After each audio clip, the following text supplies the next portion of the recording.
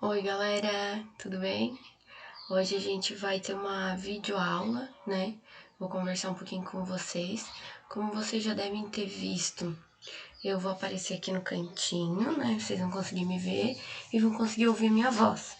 Então os slides vão aparecer aí na tela e eu vou conversar um pouquinho com vocês sobre geologia. A gente já viu, né, por essas nossas aulas online, que o ser humano ele é capaz de interferir no meio ambiente, ele é capaz de interferir na natureza. Ele consegue destruir, ele também consegue proteger, ele tem uma capacidade enorme de realizar interferências no meio onde ele vive.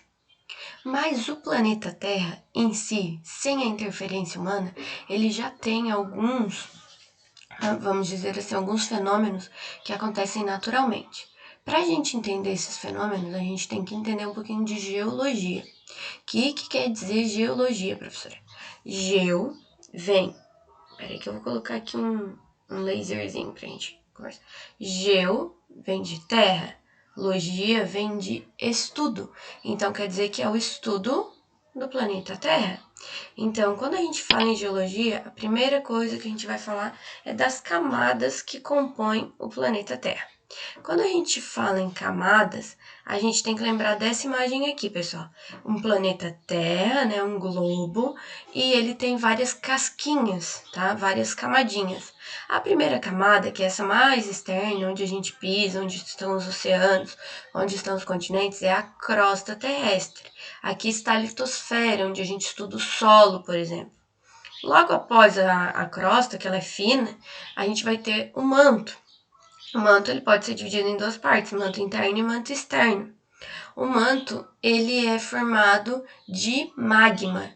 O magma ele é quente, incandescente, tem aquela cor laranja pegando fogo. Quando ele sai de dentro do planeta Terra, ele é chamado de lava. Sabem a lava do vulcão? Pois é o manto. Quando ele sai, né, o magma sai, ele é chamado de lava.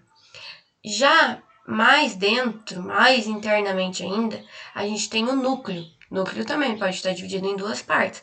O núcleo externo, que é derretido, ele é tipo um ferro pegando fogo. E o núcleo interno, que é sólido, ele é duro. Mas aqui dentro, galera, vai chegar uma temperatura de cerca de 6.000 graus. Nunca ninguém conseguiu chegar até lá.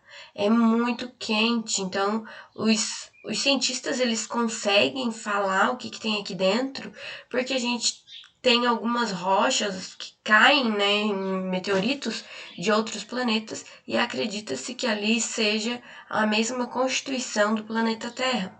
Por quê? Porque a gente sabe que o planeta Terra se formou através do Big Bang, lembram? Né? Uma grande explosão e formou o nosso planeta. Se bateu e formou o nosso planeta, formou vários outros planetas e restos, né? Como os meteoros, meteoritos, através do mesmo material. Então, essa seria uma explicação. Continuando, então, quando a gente fala do núcleo, né, aquilo que a prof disse, ele é composto de ferro, ele é extremamente resistente, está no centro, né, uma bolinha lá dentro do nosso planeta, pode ter a parte interna e externa. O núcleo interno é um imenso cristal de ferro sólido, duro, né, não é derretido. E o núcleo externo, ele é líquido, ele é derretido. Então, a gente pode falar em temperaturas de cerca de 6.000 graus, tá? É muito quente. A geologia, então, ela vai estudar essa evolução do planeta Terra, desde o Big Bang até os dias de hoje. O manto eu já falei para vocês, ele é pastoso. Sabe quando a mãe derrete açúcar para fazer aquele caramelo, para colocar em bolo, ou então para colocar o pudim, aquele caramelo que o açúcar derrete, chega a ficar assim bem amarelado, bem vermelho, aquilo ali fervendo, é bem parecido com o manto. É pastoso, fervendo, né, movimento. Então, ele vai envolver, né, o manto, ele vai envolver o núcleo. Ele é a camada mais grossa, mais espessa. O manto, ele é formado, como eu já disse para vocês, do magma, né, que é essa mistura quente. Pode chegar a 3.500 graus, então ele não é frio, né, galera? Ele é bem quente também. E o núcleo externo, ele tá muito próximo do magma também. Às vezes eles chegam até começar a se misturar ali. Já a crosta é essa camada que a gente pisa, né? A camada do solo, a camada da litosfera, só que ela vai chegar só de 10 a 70 quilômetros de profundidade. Então, tem alguns lugares, né, que o percurso seria menor ainda, 6.370 quilômetros. É uma casca, é uma partezinha só. Se tu comparar com o restante do planeta Terra, é só uma membraninha. Os principais elementos, então, que vão formar a crosta vão ser oxigênio, silício, alumínio, né? Também contém partes de ferro, cálcio, potássio, magnésio, fósforo, enxofre e muitos outros, tá? Então, as placas tectônicas, a gente tem que falar depois um pouquinho de placa tectônica, que elas ficam logo abaixo da crosta e elas dão movimento do planeta Terra, mas depois eu explico um pouquinho mais. Vamos ver aqui as camadas da crosta.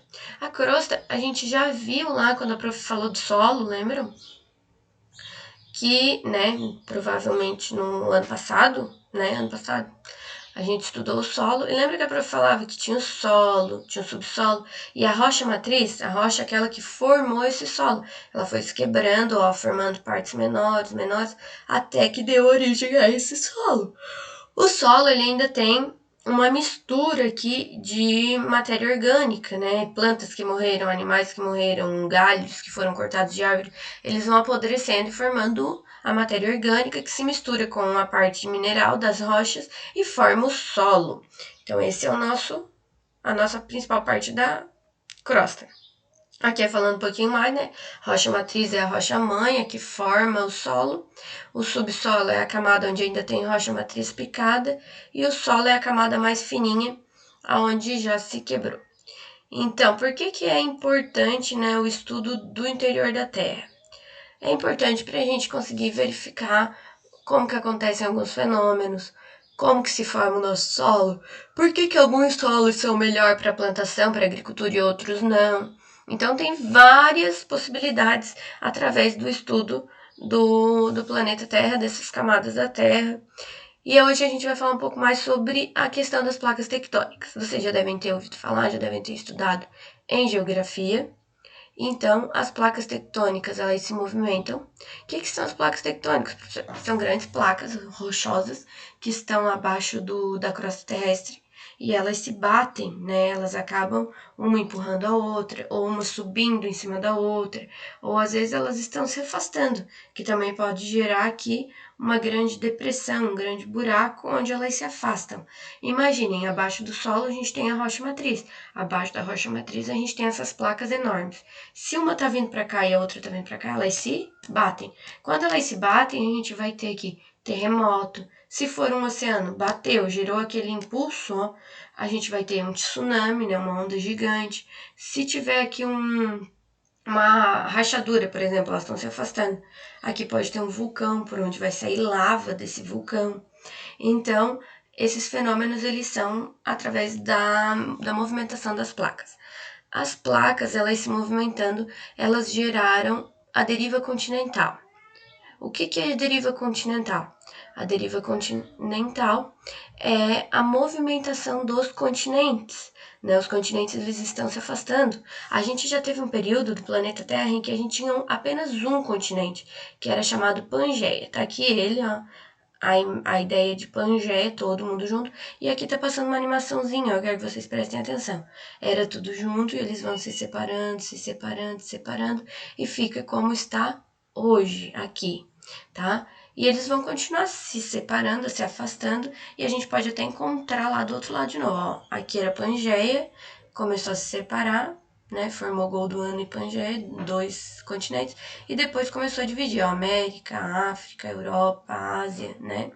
Então, a divisão dos nossos continentes, ela se deu através da movimentação das placas. As placas, elas estão abaixo desse nosso continente, e elas se movimentando, vão se afastando, e afastam também os continentes, certo? Então, a distribuição geográfica, né, vai acontecer aqui, ó. Isso aqui não são continentes, tá, galera? Isso aqui são as placas, tá? Aqui eu tenho uma imagem de placas tectônicas e aqui dá de ver, ó, a placa sul-americana. Estão vendo aqui em roxinho, ó? Aqui é onde o Brasil tá, ó. Bem aqui é o Brasil, ó. Aqui é a América do Sul, né? E aqui tá o Brasil. O Brasil, não tem nenhum encontro de placa tectônica no nosso território. Por isso que a gente não tem grandes terremotos, a gente não tem vulcões, a gente não tem tsunamis, né? A gente não tem esses fenômenos que acontecem tanto em outros países. Mas se vocês observarem aqui do ladinho, onde a prof está passando laser ali, ó, aqui é o Chile. Aqui no Chile tem encontro de duas placas tectônicas. A placa sul-americana, que tá vindo para cá, nessa direção, né? Tá vindo para cá. E a placa de Nazca, que tá indo na direção oposta. Quando ela vai na direção oposta, ó, a de Nazca tá indo para lá, ó. E a sul-americana tá vindo para cá. Então, se uma tá vindo para cá e a outra para cá, elas vão se bater. Já ouviram falar dos grandes terremotos no Chile? Então, é isso. Bateu uma na outra, terremoto. Bateu uma na outra, terremoto. Ali também tem a Cordilheira dos Andes. A Cordilheira dos Andes é uma grande sequência de montanhas. O que aconteceu? Provavelmente no passado elas se bateram e uma empurrou a outra. Quando uma empurra a outra, uma sobe. Ó, subiu e formou montanhas. Então, ali tem uma sequência de impactos sempre dando origem a montanhas ou grandes terremotos. Ali também tem vulcões. Então, todo encontro de placa tectônica, ó, pode gerar grandes impactos, tá? A gente não tem tsunami, ó, aqui no meio do oceano, né? A gente vai ter um encontro da placa sul-americana, que é a nossa, com a placa africana, que é a da África. Só que o encontro deles é assim, ó, galera. A sul-americana tá vindo para cá e a africana tá indo para lá. Então elas não se batem, então não tem perigo de vir tsunamis. Por quê? Porque ali vai abrindo, abrindo, abrindo. Pode sair lava ali no meio do oceano, mas como o oceano é água, ele vai esfriar essa lava e vai formar rocha. Pode dar origem a ilhas aqui, tá? Quando isso acontece, formam ilhas. Aqui a gente tem uma ideia de como são os terremotos. As placas se mexem, geram tensões aqui, ó, entre as rochas, e essas rochas vão acabar se movimentando, né, por essas tensões, ó, e acaba deslocando. Uma parte sobe, outra desce, uma sobe, outra desce, nessa parte de resistência. E os sismógrafos, né, que são aparelhos que medem essa tensão, acabam registrando aqui o epicentro de um terremoto. Então, é o lugar onde aconteceu mais forte, onde ele começou a quebrar ali para gerar movimentação nas placas. Então, aqui gera o quê? O epicentro é o lugar mais forte, gera as casas trincadas, destruição, pode gerar mortes, né? As pessoas acabam morrendo soterradas. Ó, aqui tem uma imagem. E gera muita destruição. Tem países, né, galera, que já são mais preparados, eles têm uma estrutura melhor para enfrentar esse tipo de fenômeno. Tóquio, por exemplo, lá no Japão, eles têm uma estrutura que tem alguns prédios que tem até tipo umas molas assim embaixo para evitar essa destruição. Esse aqui é um terremoto bem grande que aconteceu em 1985. Ele atingiu 7,3 na escala Richter. A escala Richter é a escala que os sismógrafos eles medem. Ela pode chegar ao maior terremoto, né? Então, aqui as mais imagens, né? Terremoto no México. E falo o que, galera? Que muitas pessoas morrem, muitas pessoas ficam desalojadas, né? É muito devastador mesmo. Aqui tá mostrando um hospital, né, que foi completamente destruído, que matou até recém-nascidos. Então, é muito grave e pode gerar ainda depois do terremoto ainda vir um maremoto, que é os tsunamis, a onda de Porto que eles chamam, ou a onda gigante. Isso acontece muito, né? Principalmente no Oceano Pacífico. A gente pode ter erupções vulcânicas dentro do mar, pode ter sismos, né, que são os terremotos, ou explosões submarinas, né, que vai acontecer alguma coisa lá dentro do mar, pode ser até artefatos nucleares, e acabam gerando aquele impacto na água, e a água vem em direção ao continente e gera o tsunami. Aqui é a imagem, né, de um tsunami na Tailândia, em 2004. Foi bem terrível esse tsunami e matou muita gente. Tem gente desaparecida até hoje. Então, ele foi primeiro um terremoto, né, 8,9 na escala Richter, e depois ele gerou esse tsunami. Muito triste. Aqui a imagem aérea, ó, de um tsunami, né, ele alaga tudo. E o pior é que a onda vem e a onda volta, né, então ela vem arrastando tudo. A pessoa não tem nem tempo de se recuperar. Aqui é um tsunami em Sendai, no Japão, que pode atingir, né? A gente teve um em Fukushima que atingiu uma usina atômica, que pode gerar mais problema ainda, né? Então, para vocês terem uma ideia, né? Alagou tudo. E chegamos aos vulcões. Os vulcões, eles, quando as placas se movem, né, eles podem deixar o magma escapar, e quando ele sai, a gente tem a questão do vulcanismo. Quando tem um cume, né, aquele cone por onde sai a lava, a gente fala que é um vulcão, mas também existem rachaduras. Aqui na nossa serra, provavelmente aconteceu vulcanismo de fissuras, rachaduras no solo, né, abriu, e através dessa rachadura saiu a lava, né, o magma quente, e depois de solidificar ele forma as rochas como o basalto, por exemplo. O basalto, esse que tem aqui na nossa serra. Então, provavelmente nós aqui foi vulcanismo de fissuras, tá? Aqui tem uma erupção no Monte Santa Helena, 1980, e aqui tem uma mostrando uma erupção com bastante descargas elétricas, né? Também acontecem as descargas, os raios vulcânicos. A estrutura interna de um vulcão, então o magma ele vai sair porque a rocha deu espaço. Sempre tem uma chaminé secundária para onde sai fumaça, cinza. Tem a chaminé, né, o cume do vulcão, o cone, por onde vai sair a lava, os piroclastos, que são pedras, rochas que saltam, a cratera, né, o buraco por onde vai sair, e a lava, que é o que sai realmente de dentro do vulcão, o magma super quente. Então, agora a gente vai pensar um pouquinho, galera. Quais características do núcleo da Terra? Onde começa a crosta terrestre?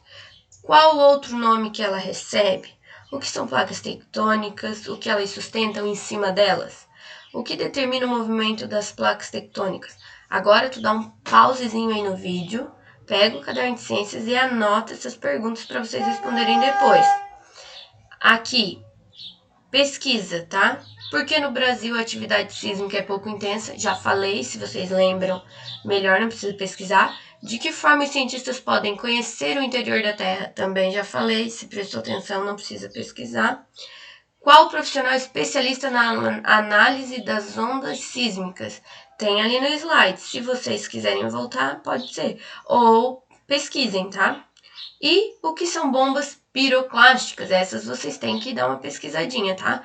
Dá outro pausezinho aí no vídeo, copia as perguntinhas no caderno e responde lá para a professora.